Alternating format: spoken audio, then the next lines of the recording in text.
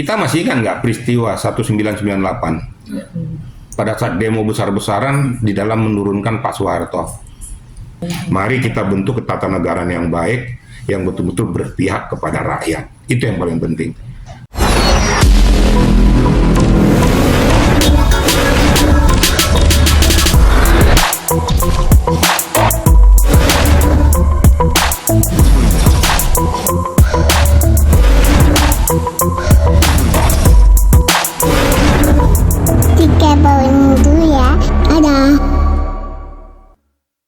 Soal darurat NKRI itu, menurut Bapak seperti apa sih darurat NKRI saat ini gitu, dengan ramainya Garuda Biru yang saat ini trending di mana-mana?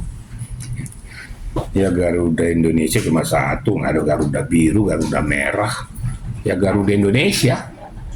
Menurut eman saya begitu. Jadi itu hanya cuma perbuatan orang-orang dari Garuda Biru, ini dari Garuda Merah, yang ada itu ya Garuda Pancasila. Nah menurut eman saya seperti itu. Kalaupun ada pertanyaan-pertanyaan masalah artis yang dibayar supaya diam dan pick up itu kan kita nggak bisa buktikan dibayar bagaimana dan lain sebagainya. Kalau kita berbicara tentang hukum harus ada pembuktian, ada data dan fakta. Sehingga saya untuk menjawab juga lugas. Kalau hanya katanya ini saya nggak mau, saya bilang. Dia suka di dalam memposisikan kasus itu menurut dia, menurut itu nggak benar, menurut hukum. Nah kalau ditanyakan tadi di pick up artis-artisnya itu ya menurut saya ya itu silakan aja mereka berpendapat seperti itu, tapi fakta hukum mengatakan tidak bisa dibuktikan, kan begitu. Kalaupun dikatakan tuh bahwa sekarang proses daripada ketatanegaraan kita ini seperti seolah-olah jadi seperti ada dinasti, ya silakan aja masyarakat menilai, kan gitu.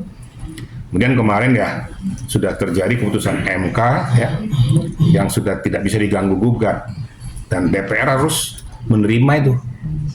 Ya inilah polemik politik negara kita seperti ini. Kan masyarakat kita kan sekarang sudah cerdas ya.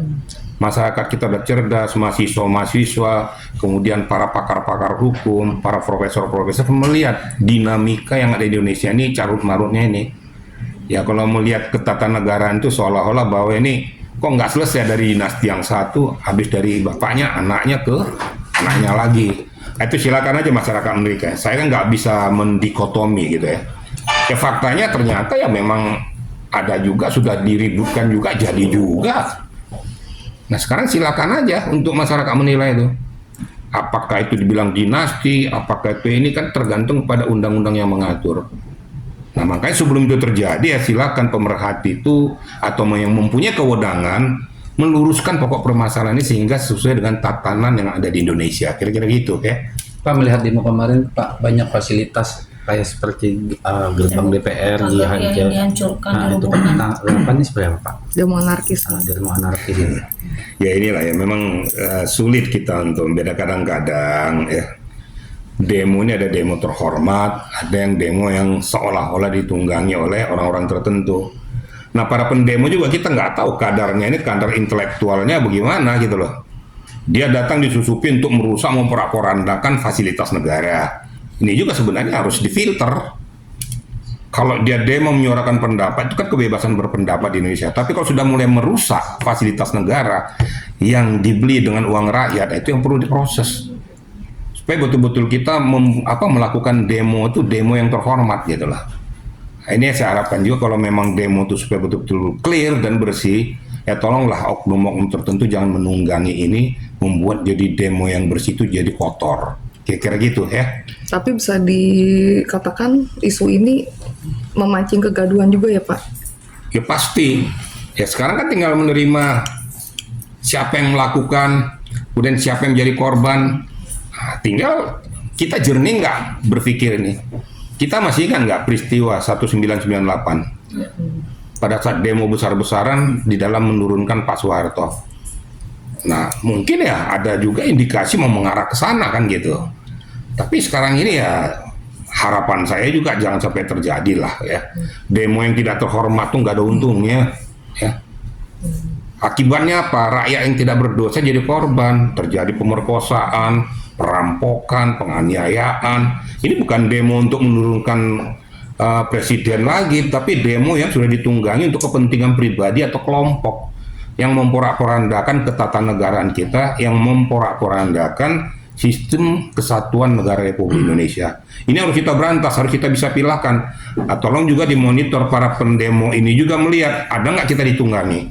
Kalau ada, mereka harus memfilter, mensingkirkan orang-orang ini supaya demo mereka itu bersih, kira-kira gitu ya. Pendapat Bapak soal dinasti kepemimpinan. Yang kemarin kayak 17 Agustus itu kan upacara ada di dua tempat, di IKN dan di Jakarta. Gimana Pak menurut Bapak tanggapannya? Saya ini kan warga negara ya.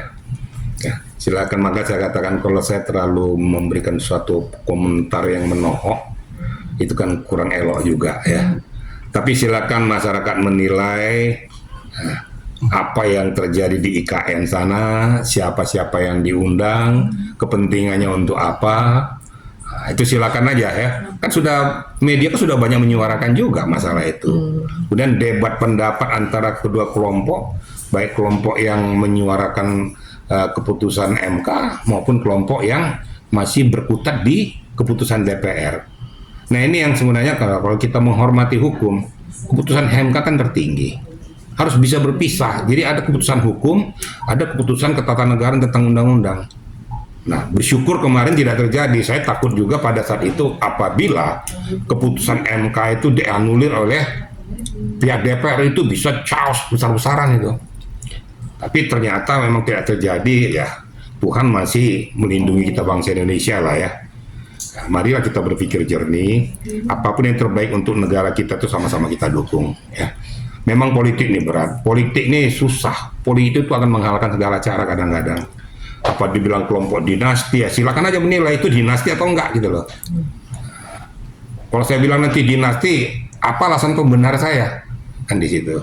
Saya kan nggak bisa juga memberikan pendapat pribadi. Tapi pendapat secara global, masyarakat bisa melihat yang terjadi sekarang di Indonesia ini, ya. Siapa presidennya, kemudian siapa-siapa berikutnya, penerusnya siapa, bagaimana mekanismenya, bagaimana kok sampai terjadi seperti itu. Nah, silakan masyarakat menilai. Ya.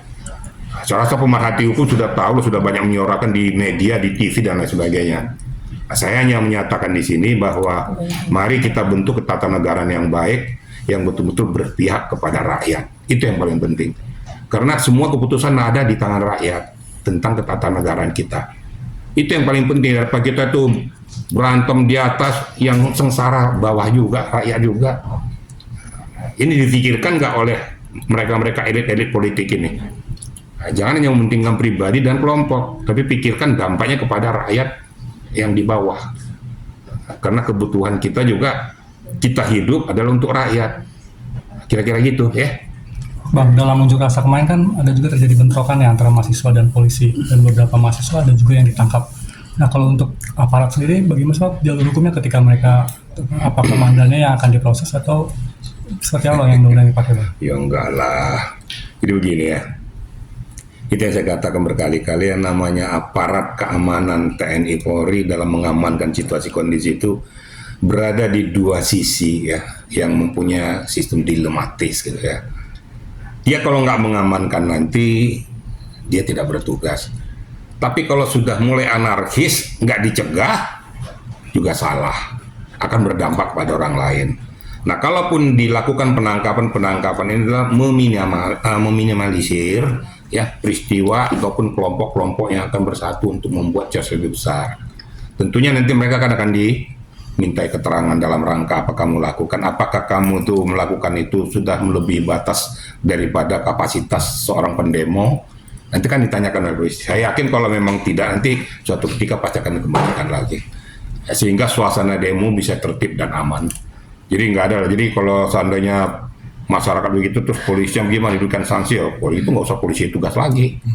Nah, gitu. Dia kan tugasnya kan untuk mengamankan daripada pelaksanaan demo. Nggak mungkin nggak diamankan, pasti diamankan. Suka tidak suka ya itu harus terjadi gitu loh. Kira-kira gitu ya. Oke.